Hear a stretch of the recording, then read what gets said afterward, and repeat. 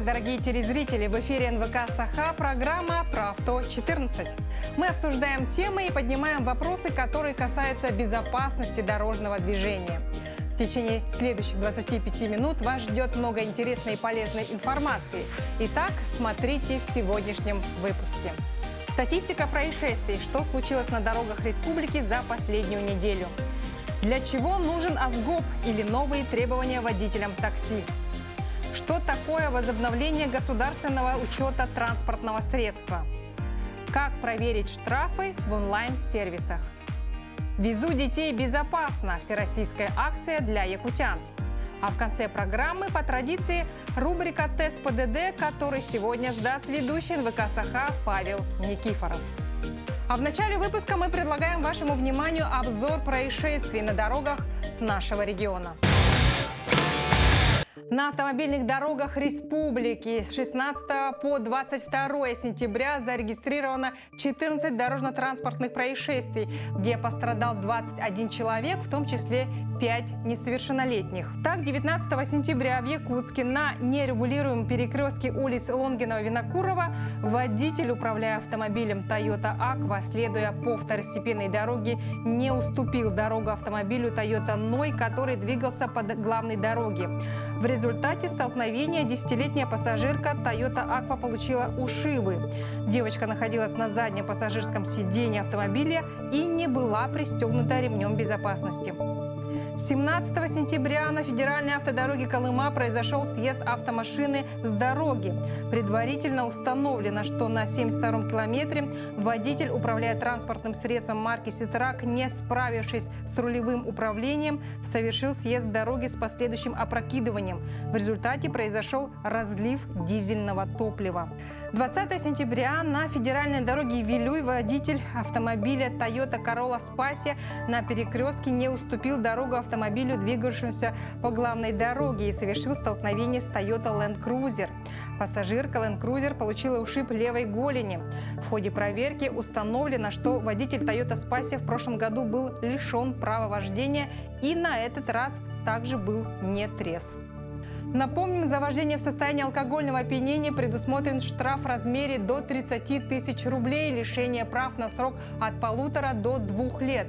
При повторном нахождении за рулем водителя в пьяном состоянии наступает уголовная ответственность, которая влечет за собой штраф от 200 тысяч до 300 тысяч рублей, а также обязательные или принудительные работы, либо лишение свободы до 2 лет.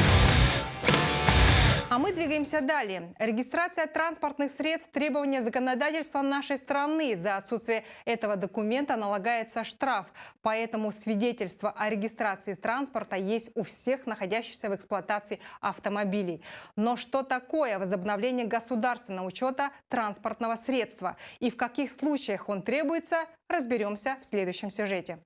Возобновление государственного учета транспортного средства осуществляется по заявлению его владельца при наличии для этого установленных законодательством Российской Федерации оснований. Основаниями являются договор купли-продажи либо документ на право наследования. Также возобновление государственного учета транспортного средства в случае признания действий, связанных с прекращением государственного учета транспортного средства, незаконными или необоснованными, осуществляется на основании решения суда либо решения, принимаемого вышестоящим должностным лицом регистрационного подразделения или регистрирующего органа. Документы, необходимые для получения услуги. Документ, удостоверяющий личность физического лица, являющегося владельцем транспортного средства, а в случае обращения представителя владельца транспортного средства, также документ, удостоверяющий личность представителя владельца транспортного средства и документ, подтверждающий его полномочия. Документы, получаемые регистрационным подразделениями от государственных органов и организаций в электронном виде, которые также могут быть представлены заявителям по собственной инициативе.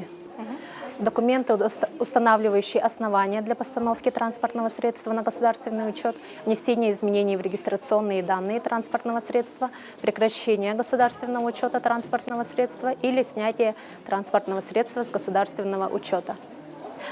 Заявление владельца транспортного средства о совершении регистрационных действий. Срок предоставления государственной услуги не должен превышать 1 часа. С 1 сентября 2024 года вступил в силу федеральный закон о внесении изменений в отдельные законодательные акты Российской Федерации, согласно которому теперь таксистам помимо ОСАГО необходимо оформить еще один полис ОСГОП. Что это такое и как его можно получить? Об этом мы сегодня узнаем у руководителя Департамента Гостехнадзора Республики Саха-Якутия Григория Корякина. Григорий Паркович, здравствуйте. Здравствуйте. Что такое ОСГОП и зачем он нужен? Во-первых, ОСГОП – это обязательное страхование гражданской ответственности перевозчиков. Это отдельный полис помимо ОСАГО, имеющийся на транспортные средства. Этот полис позволяет застраховать жизнь и здоровье пассажиров такси, то есть тех, кто находится помимо водителя в транспортном средстве, которые осуществляет перевозку пассажиров и багажа легковым автотранспортом. Это позволяет у нас, помимо ОСАГО, где пассажиры застрахованы до 500 тысяч рублей, получать повышенные страховые выплаты в размере до 2 миллионов рублей. А если у таксиста нету этого полиса, получается, что у него могут отобрать разрешение на работу, или я ошибаюсь? Да, вы правы. Тут, если у водителя не имеется вот этого полиса ОСГОП, соответственно, ему будут приостановлены разрешения на осуществление деятельности по перевозке пассажиров и багажа легковым автотранспортом. И по истечении 30 суток, если он не предоставит сведения о полисе ОСГОП оформленном, соответственно, разрешение ему аннулируют. Какие сложности могут возникнуть при оформлении такого полиса? При оформлении этого полиса, соответственно, сложностей нет. Это оформляется в страховых компаниях, как в любых других, по желанию уже клиентов, то есть водителей и владельцев, занимающихся деятельностью по перевозке пассажиров и багажа. При получении разрешения на осуществление этой деятельности, соответственно, уже требуются вот эти сведения о полисе ОСГОПа.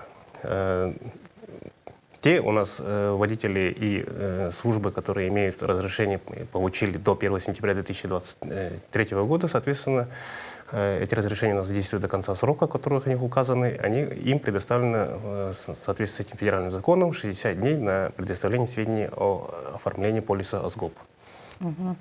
А вообще, вот вы говорили, да, про штраф, а вот какое наказание может получить вот бизнес, да, таксомоторная компания, если у них нет этого полиса ОСГОП? Первая санкция, настоящая санкция, это лишение разрешения на осуществление деятельности именно в такси, части такси. А изменится ли требования к самим водителям такси после опять же, изменений в законодательных актах? В части ОСГОПа только требования при получении разрешения, то есть при получении разрешения на осуществление деятельности такси, соответственно, уже и должны иметь полис ОСГОПа. А вообще хранится ли какая-нибудь информация о водителях, и если да, то где она хранится? Да, у нас есть региональный реестр перевозчиков, в которых числится, заносится вся информация по машине и водителю, соответственно, вся информация хранится в Министерстве транспорта. Спасибо, Григорий Прокопьевич, за интересную беседу, за полезный разговор. Я напоминаю, что сегодня у нас был в гостях руководитель Департамента Гостехнадзора Республики Саха-Якутия Григорий Корякин.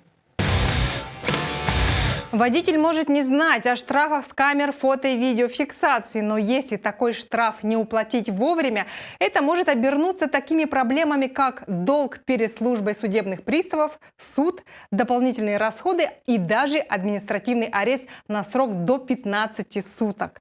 Как проверить штрафы в онлайн-сервисах? Об этом наш следующий видеосюжет. Еще одна причина знать о штрафах как можно раньше – это возможность получить скидку 50%, если оплатить их в течение 20 дней. К примеру, об этом можно узнать на сайте Госавтоинспекции. На данное время участники дорожного движения могут посмотреть свои штрафы в разделе «Штрафы» на сайте Госавтоинспекции РФ.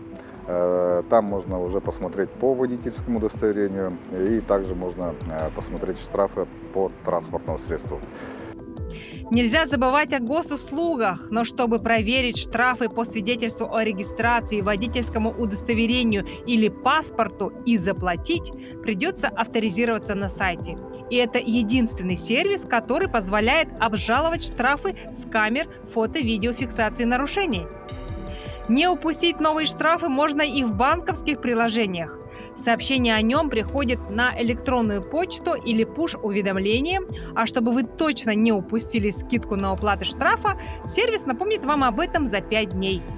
Если вы не знали, но проверить штрафы без регистрации можно на почте Mail.ru. Но если указать электронную почту, сервис будет присылать уведомления о новых штрафах с информацией о дате и месте нарушения, с номером постановления и фото. Оплатить штраф можно прямо на сайте, и сервис хранит историю всех штрафов с подробностями. Ну а самая подробная информация о нарушениях, в том числе уплаченных штрафах, можно увидеть в приложении «Штрафы ГИБДД». Чтобы через него оплатить штраф, нужно привязать банковскую карту, и пользователь получает квитанцию, которую можно прикрепить к списку уплаченных штрафов. А о новых нарушениях уведомляет пуш-сообщение. А между тем Якутск присоединился к всероссийской акции «Везу детей безопасно». Она стартовала летом и продлится до 1 декабря и нацелена на соблюдение правил дорожного движения и обеспечение безопасности пассажиров. Для ребят и родителей, и студентов провели интерактивные уроки и увлекательный квест. На днях ученики средней школы номер 3 города Якутска провели необычный урок. А необычность заключалась в том, что ребята со всей ответственностью и важностью учили студентов. Урок был посвящен безопасности, а в роли учителей выступил отряд юных инспекторов движения в рамках всероссийской акции «Везу детей безопасно». А сегодня мы пригласили студентов. Студентов молодых, так как это все-таки профилактика. Скоро они тоже станут родителями, и они должны знать, что их ждет, как они должны перевозить своих малышей для того, чтобы их жизнь была всегда безопасна, независимо от того, на дороге они, внутри машины или же в квартире. Акция стартовала в начале этого года, и за прошедшие месяцы проведено 4 больших мероприятия.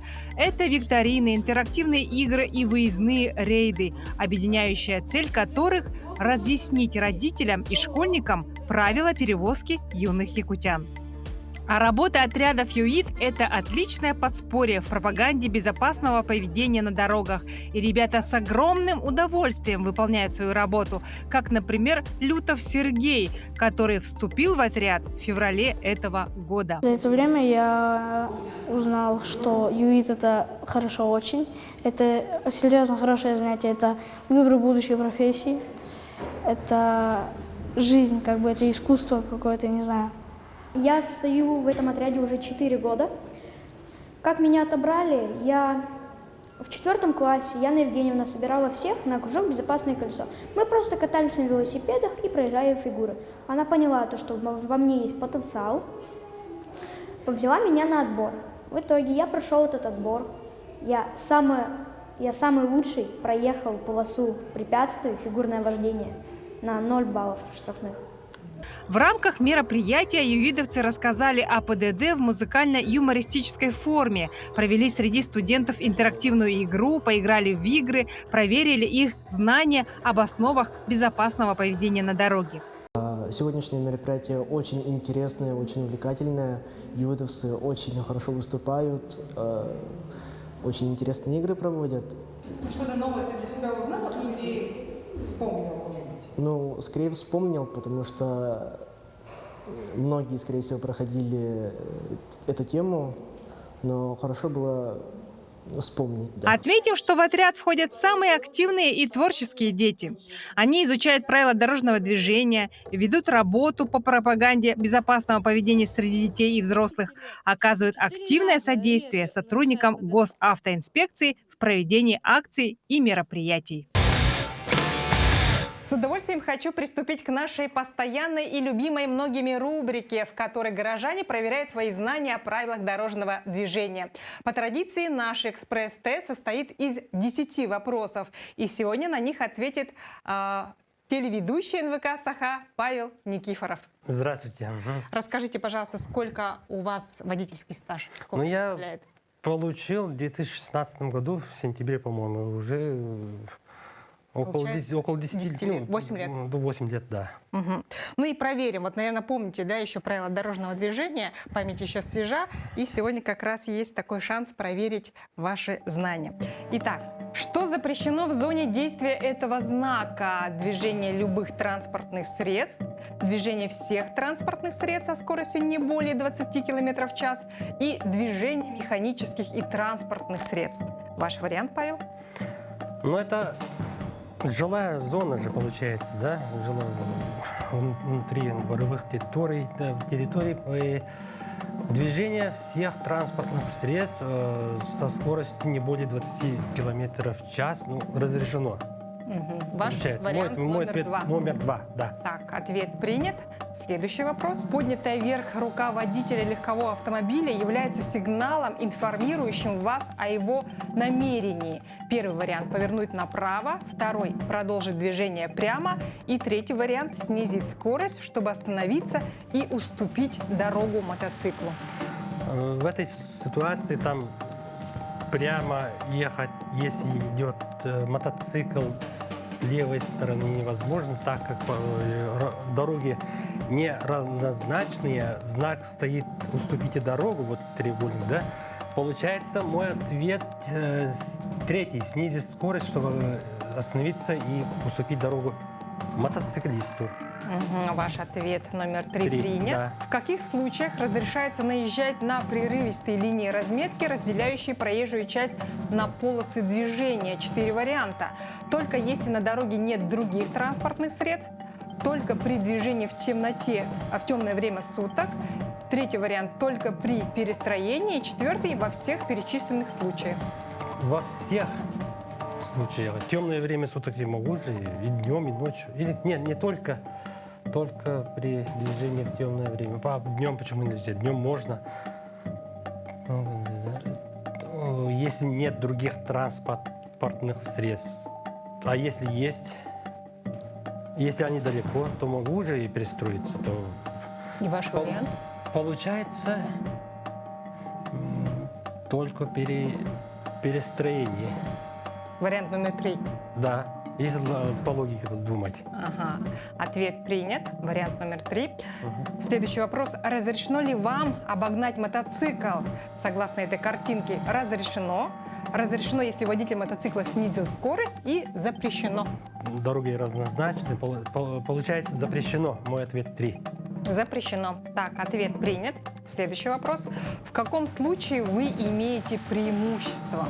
Только при повороте направо, только при повороте налево и в обоих перечисленных случаях?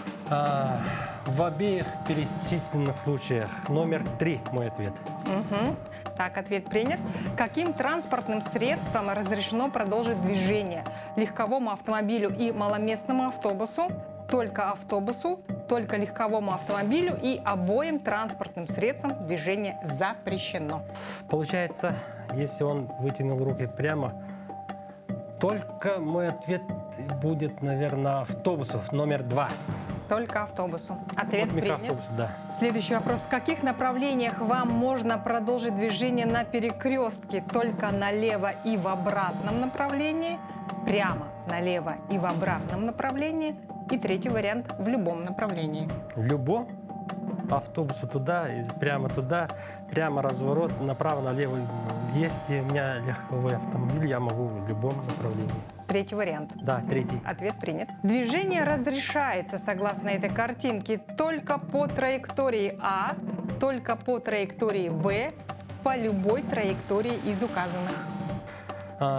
Только Б. Вариант номер 2. Да, 2. Ответ принят. Какое значение имеет сигнал свистком, подаваемый регулировщиком? Водитель должен немедленно остановиться, водитель должен ускорить движение, сигнал подается для привлечения внимания участников движения. Но подается для внимания номер 3 мой ответ. Так, ответ принят. Кто должен уступить дорогу при одновременном перестроении? Водитель легкового автомобиля, водитель мотоцикла. И в данной ситуации водителям следует действовать по взаимной договоренности. Взаимной договоренности, наверное. То есть вариант номер 3. Да. Если мотоцикл едет, как-то так. Хорошо, ваш ответ принят. Вариант номер 3. А насколько верно, Павел, вы справились с нашим экспресс-тестом? Об этом мы узнаем у инструктора учебного центра «Автоэксперт» Анастасии Бушуевой. Итак, добрый день, уважаемые зрители. Проверим ваши ошибки. Итак, первый вопрос. Что запрещено в зоне действия этого знака? У нас установлен знак «Пешеходная зона». А вы сказали, что это жилая зона. Это пешеходная зона. Знак 5.33, знаки особых предписаний. Под этот знак разрешено движение только для пешеходов. Поэтому здесь запрещено движение механических транспортных средств. А если все-таки водители въехали под этот знак, то грозит штраф 2000 рублей в соответствии с Кодексом об административном правонарушении, статья 12.15. Второй вопрос. Поднятая вверх рука водителя легкового автомобиля является сигналом, информирующим вас о его намерении. У водителя не работает световая сигнализация. Тогда водителям придется вынужденно применять сигналы рукой. Итак, поднятая вверх рука – это снизить скорость, остановиться и уступить дорогу. Ответ будет 3. Вы здесь ответили правильно. Итак, третий вопрос. В каких случаях разрешается наезжать на прерывистые линии разметки, разделяющие проезжую часть на полосу движения? Здесь вы ответили правильно. Разрешается наезжать на прерывистые линии разметки только при перестроении. Там написано еще только в темное время суток. Это так как-то нелогично.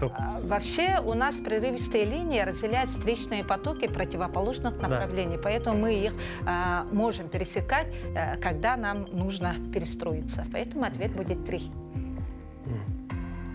Четвертый вопрос. Разрешено ли вам обогнать мотоцикл? Здесь равнозначный перекресток, работает помеха справа. Мы должны уступить дорогу транспортным средствам, которые приближаются справа.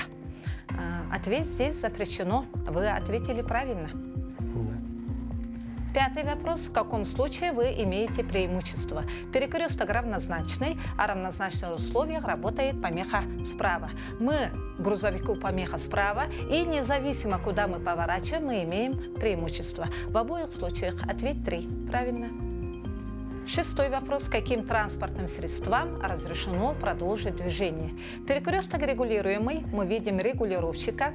При наличии регулировщика у нас светофор не работает. Со стороны левого бока регулировщик разрешает двигаться во все направления. Но здесь у нас 2 полосы. Поэтому здесь легковой автомобиль может двигаться прямо и направо. Как раз он и направо поворачивает, ему можно. И маломестному автобусу можно двигаться прямо налево и разворот. И вот как раз он и поворачивает налево. Поэтому здесь разрешено обоим транспортным средствам. Вы ответили здесь, к сожалению, неправильно. Следующий вопрос. 7. В каких направлениях вам можно продолжить движение на перекрестке? Здесь у нас тоже знак особых предписаний, знак 5.13.2.